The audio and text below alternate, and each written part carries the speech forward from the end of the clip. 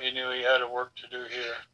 Hey everybody, Kelly here from J&KPotter. Well, today I have a special video for you. Excuse me.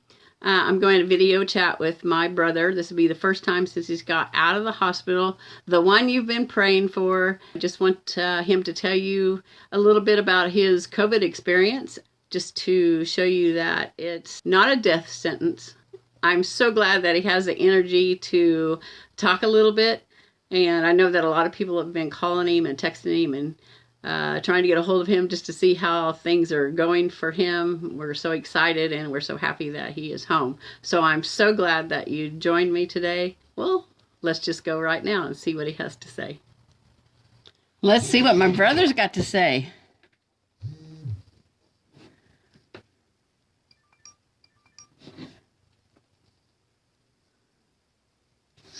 There I am. There you are.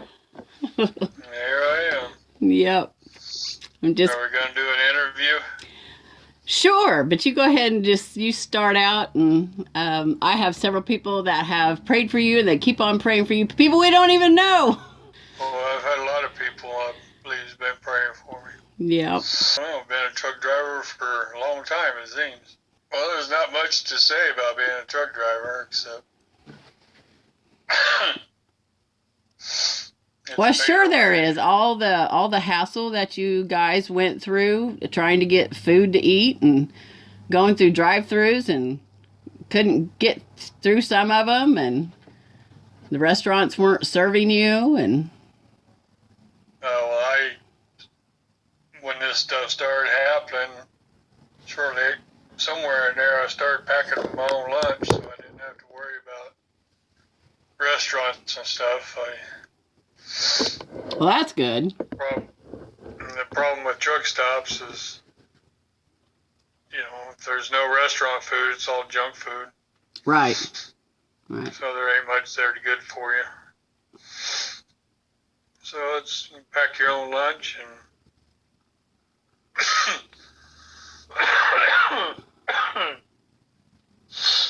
you go from there. I was on the phone a little bit ago with a friend of mine, and he's a chatterbox. Yeah. Yeah, I woke up and it seems like the cough is going away. Getting a little bit of short of breath. But yeah. 2 weeks ago, starting tomorrow. Yeah. But I was in a spare truck, and that spare truck's got 980,000 miles on it. Of course, it's been smoked in and all kinds of goodies in there. And whenever I drive a spare truck like that, I get sick. So that's what I thought it was from Thursday until,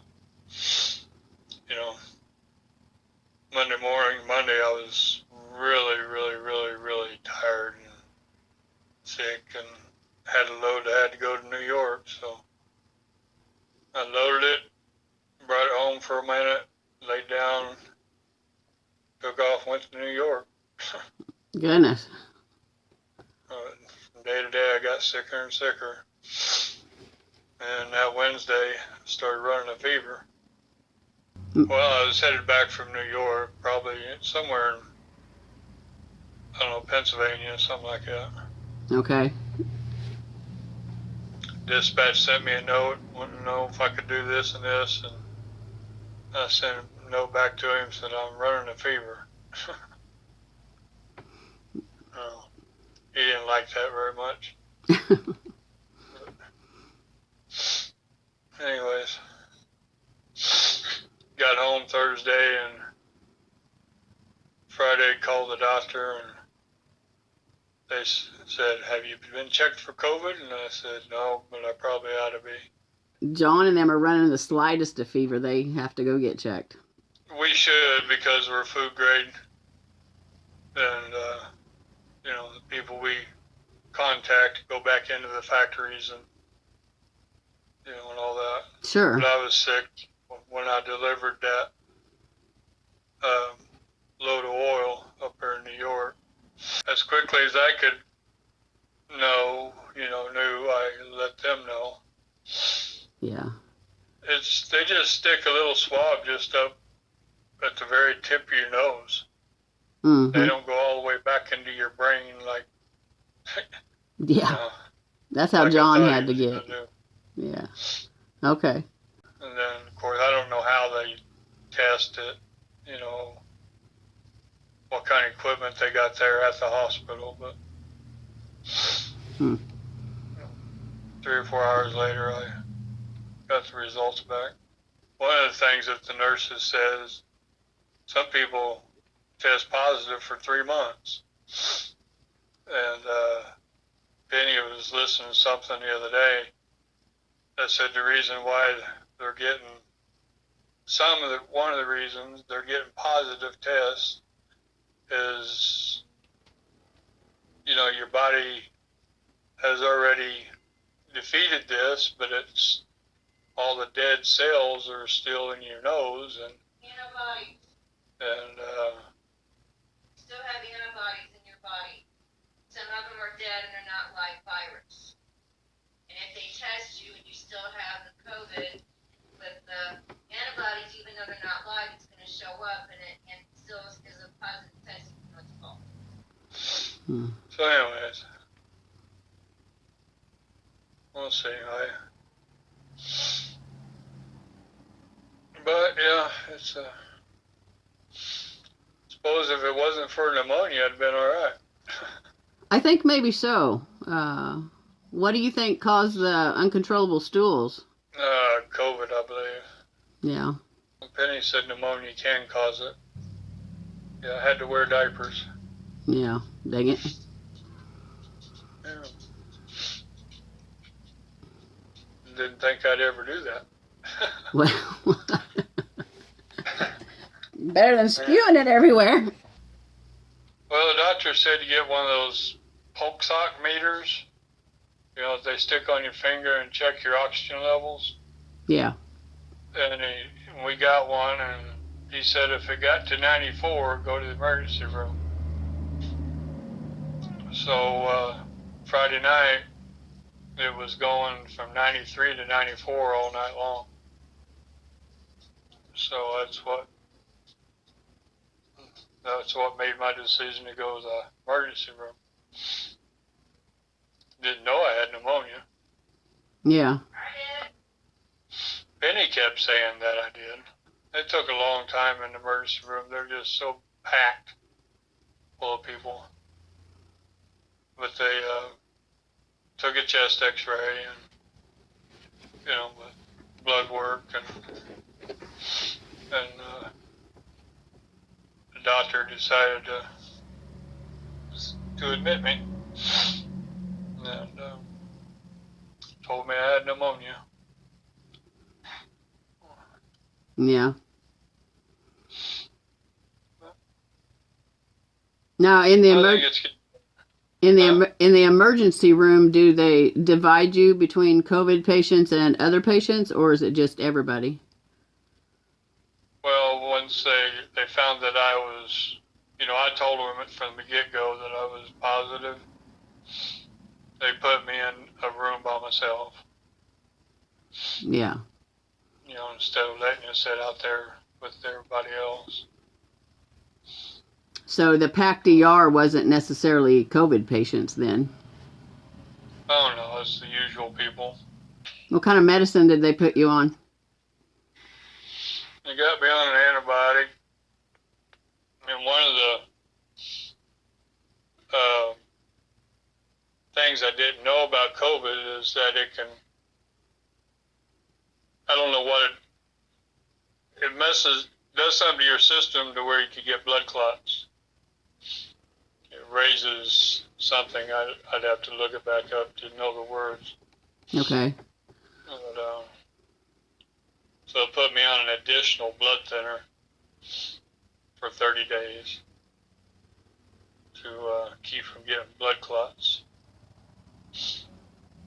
Well, I don't know what else COVID does to your body. They gave me an antiviral medicine.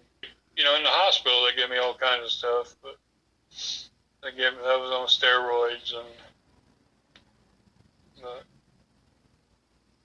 the antiviral is, I don't know what it does. It's supposed to attack the virus, I guess, because there's nothing to treat a virus. Are you glad to be home, or do you think that they sent you home too early? I maybe got sent home a day early, but they said there was 4 or 5 people waiting for rooms whenever they was wanting to dismiss me. I'm slowly coming out of it.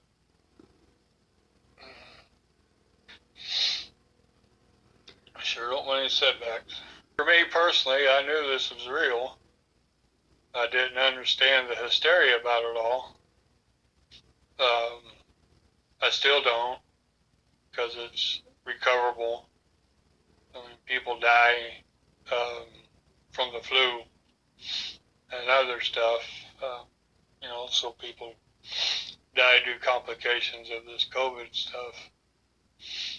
But it's highly survivable. I know in our church there are a dozen people that I know have got it here recently, and they're all fine. Nothing to be, I don't know if I want to say to be scared of. It's something to be concerned about, but it's not what the media tells you it is. So we've got a God that's there, and He's real, and He wants to hear from us. He wants to take care of us.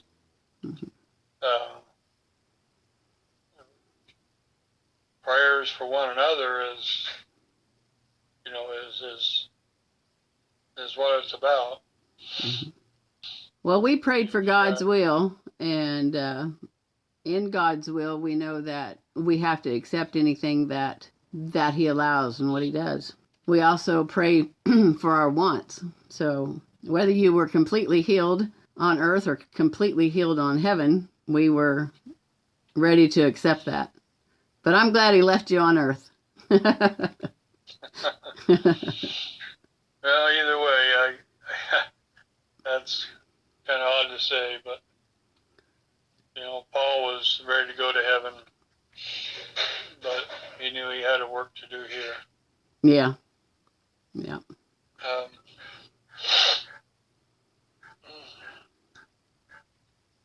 But there's no blaming God for things like this.